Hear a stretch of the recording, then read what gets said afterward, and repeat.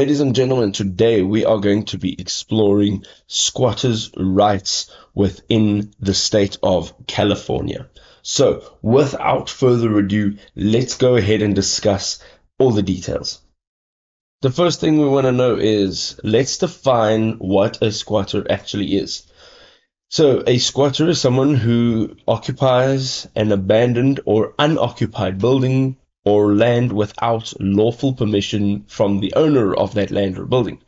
This can happen in a residential or even a commercial property.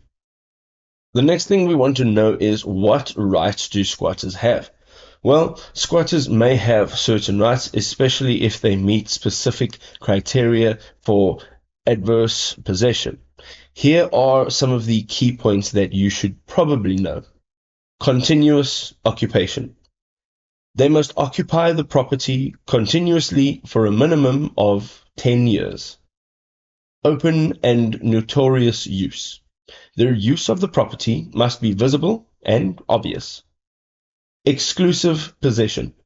Squatters must have exclusive possession, meaning that they are the only ones using the space. And the last one is hostile claim. The occupation must be without the owner's permission. This brings us to an important question. Is a squatter the same as a trespasser? The answer simply is no. Let me explain.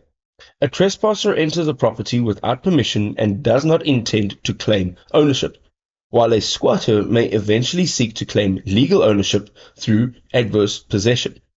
So, understanding squatters' rights in the state of California can help protect both property owners as well as squatters.